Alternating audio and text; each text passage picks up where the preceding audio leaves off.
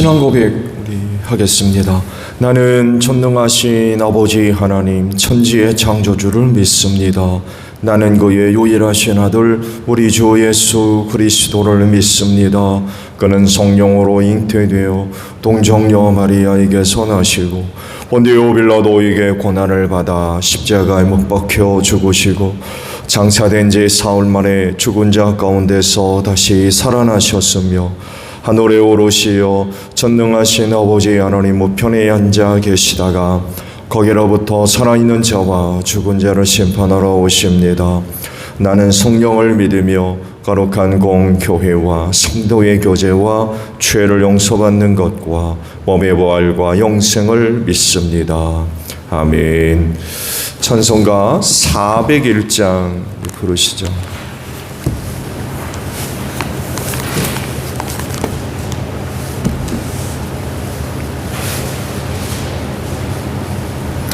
찬송가 401장이에요.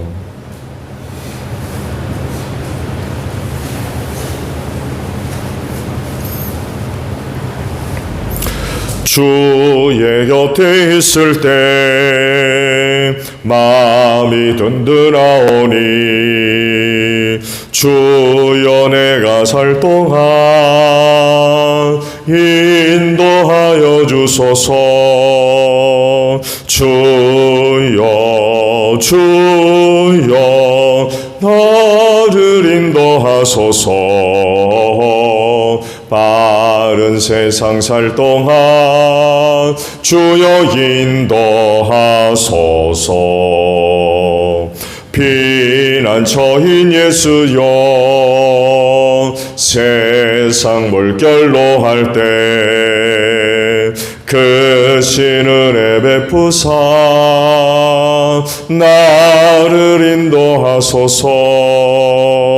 주여 주여 나를 인도하소서. 바른 세상 살 동안 주여 인도하소서. 세상 풍파진 않은 영화로운 나라와 눈물 없는 곳으로 들어가게 하소서. 주여 주여 나를 인도하소서. 바른 세상 살 동안 주여 인도하소서. 아멘. 말씀을 봅니다. 예레미야 32장 1절에서 15절까지 봅니다. 예레미야 32장 1절에서 15절에요. 유다왕 시드기야 제10년에 주님께서 예레미야에게 말씀하셨다. 그 해는 느부갓네살 제18년이었다. 그때 예루살렘은 바빌로니아 왕의 군대에 포위되어 있었고 예언자 예레미야는 유다 왕궁의 근위대 뜰 안에 갇혀 있었다.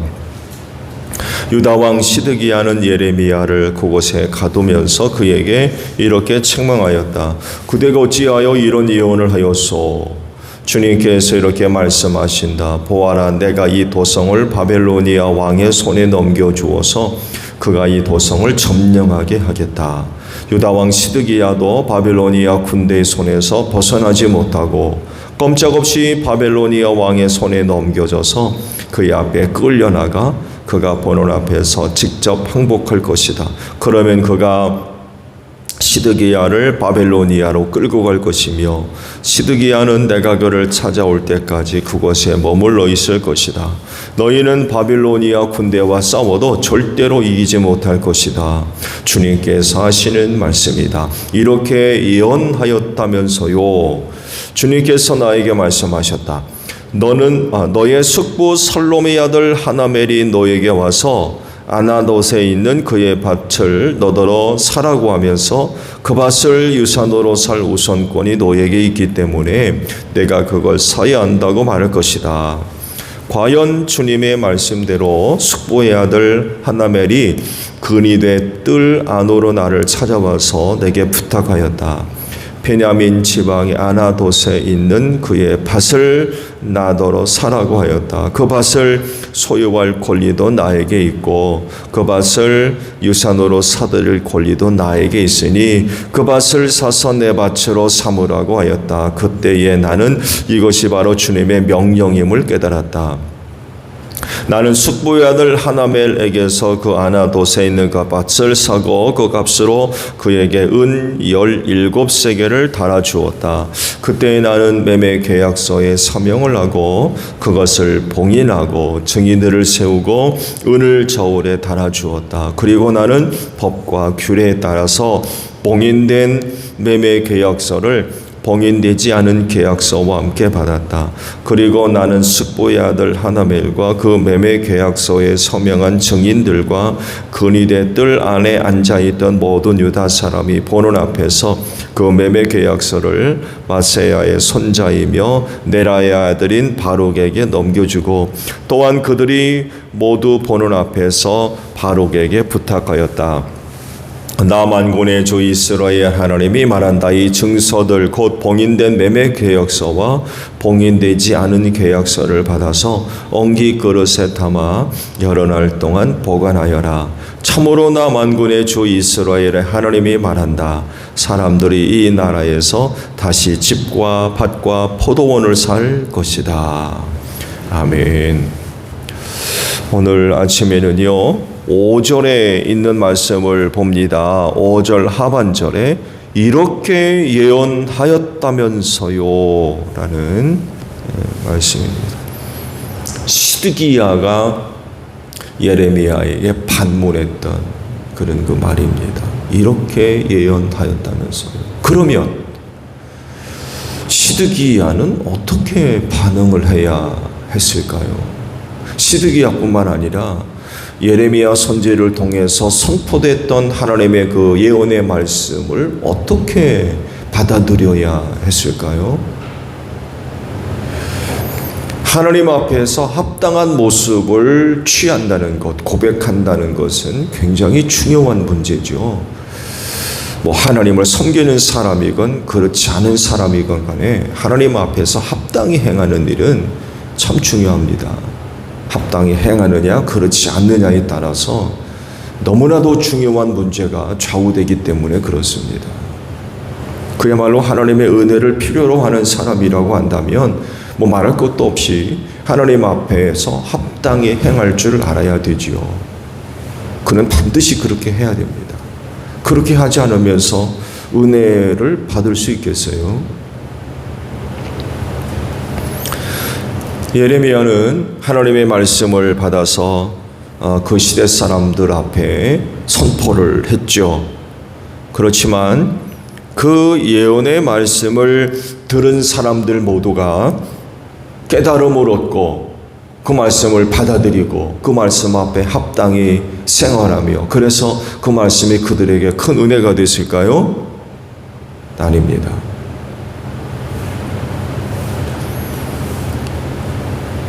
어떤 사람들은요 아주 매우 불쾌하게 여깁니다. 그 대표적인 사람이 시드기야입니다. 왜냐하면 예언의 말씀 자체가 부정적이에요. 왕으로서 예언의 말씀을 들을 때 참 불쾌하고요. 심지어는 괘씸한 그런 내용이에요. 다른 어떤 사람이 듣는 것보다도 왕으로서 시드기야가 예언의 말씀을 듣는 입장에서 보게 되면 이건 참 정말 괘씸한 일. 적군이 쳐들어왔으면 그걸 방어하고 지키고 승리하기 위한 이 일을 위해 애써야 되는데 예레미야가 예언한 말씀 보게 되면 오히려 그런 것들을 다 헤쳐버리는 의지를 무너뜨리는 이런 말씀이 되고 있거든요. 왜? 바벨로니아 제국의 침입을 공격을 못 막는다는 거예요. 다 망할 거라는 거. 심지어는 시드기야는 포로로 붙들려 간다는 말씀으로. 그러니 한 나라의 왕으로서 그와 같은 예언을 환영하겠습니까? 환영할 수가 없죠. 그래서 그가 취한 행동이 뭐예요? 예레미야를 가둬버립니다. 그네들 뜰에 가둬버렸어요. 그런 반응이 과연 합당한 거냐? 그런가요?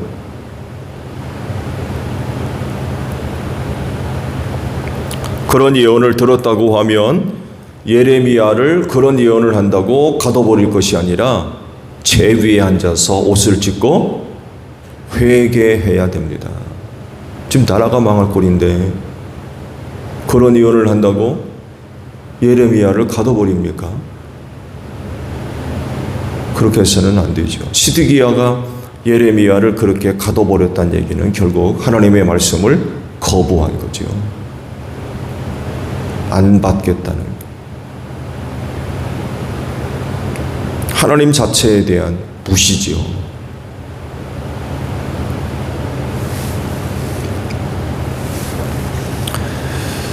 이런 와중에 당시 그 상황과 전혀 어울리지 않은 일 하나가 발생하죠. 그건 예레미야의 사촌 하나멜이 찾아와서 자기 밭을 사라는 거예요.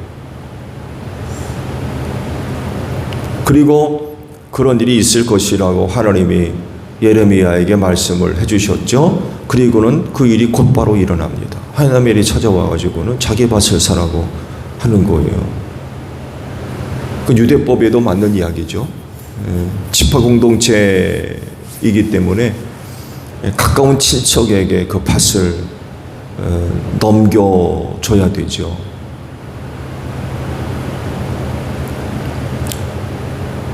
나라가 풍전등하고 곧 망할 것이라고 예언을 하는데 사촌이 찾아와서 밭을 사라고 한다고 해서 사느냐? 어떻게 생각하세요? 그 밭을 사겠습니까? 나라가 곧 망할 판이에요. 바벨로니아 제국의 군대가 쳐들어와가지고 예루살렘 성을 포위했거든요. 언제 망할지 몰라요. 여러분 같으면 그거 사겠습니까? 속된 말로 그 밭을 산다면 정신 나간 짓이죠. 어떻게 될지 모르는 불확실성 상황 속에서 그 밭을 사겠어요?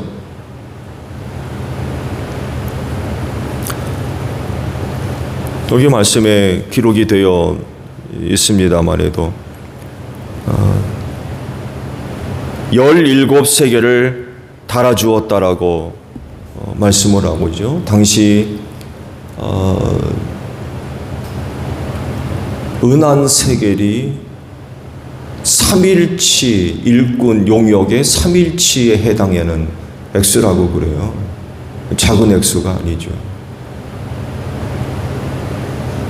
그 은을 달아서 그 밭을 샀다고 그래요. 참 정신 나간 짓이고, 또 예레미야가 나라가 망할 거라고 예언했잖아요. 자기가 그렇게 이야기를 하고서는 밭을 산다? 그게 맞는 행동입니까? 또 다른 입장에서 보게 되면 지금 예레미야가 거짓말하는 것 같아요. 자기는 나라가 망한다고 해놓고는 밭을 사요? 또 그렇게 할 수 있는 겁니까?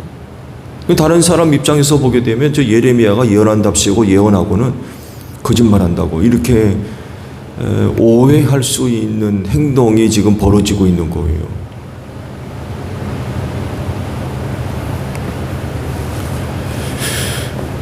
그래서 다른 사람들이 예레미야의 그와 같은 행동을 비웃었을지도 몰라요.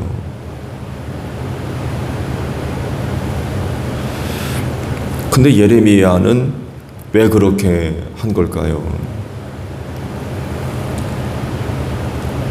예레미야는 알아요. 뭘 합니까? 하나님의 계획을 알고 있습니다.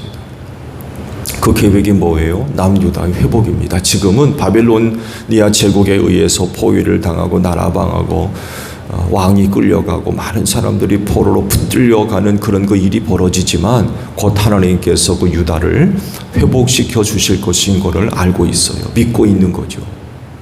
이것 때문에 그래요.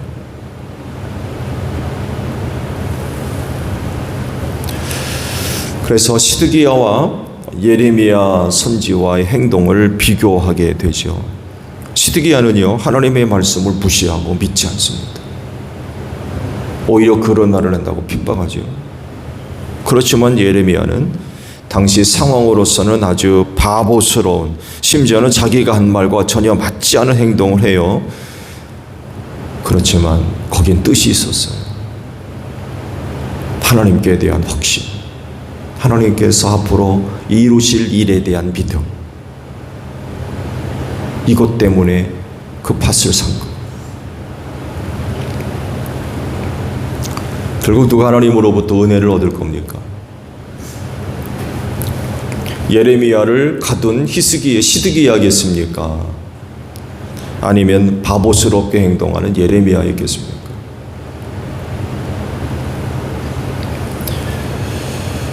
말씀을 드린 대로 예레미야 입장에서 보게 되면 사촌의 밭을 사는 것이 매우 미련해 보이지요. 그렇지만 하나님의 뜻과 계획을 알려주고 그것이 사실이라는 것을 사람들에게 확신시켜 줘야 할 또 의무가 예레미야에게 있었던 거죠. 단순히 예언의 말씀을 받아서 전달해 주는 그런 입장만 있는 것이 아니라 하나님께서 계획하고 있는 사실이 진짜다라고 하는 사실을 알려주고 확신시켜 줄 필요가 있었던 거예요. 그래서 그런 바보스러운 행동을 했던 거예요.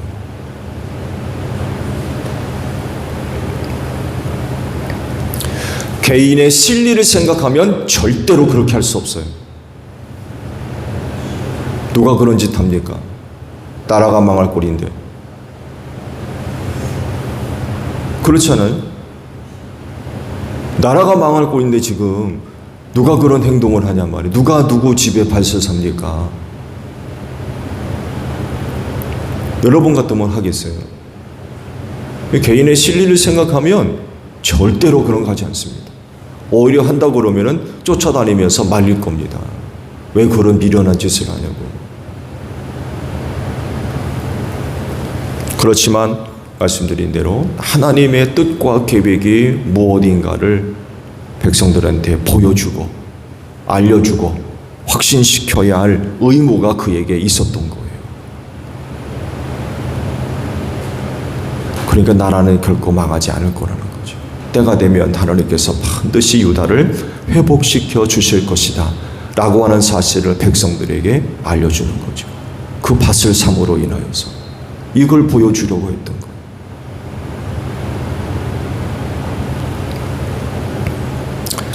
말세를 살아가는 그리스도인들의 생활이 바로 이런 것이 아닌가 합니다. 세상적이고 인간적인 입장에서 그리스도인의 생활을 보게 되면 참 비련해 보여요. 그렇지만 하나님의 뜻을 실현하고 그것의 진실성을 알리는 입장에서는 반드시 순종해야 됩니다.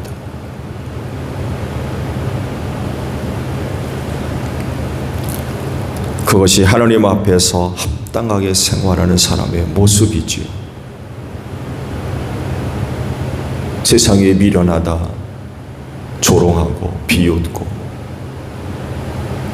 아니면 핍박을 한다 할지라도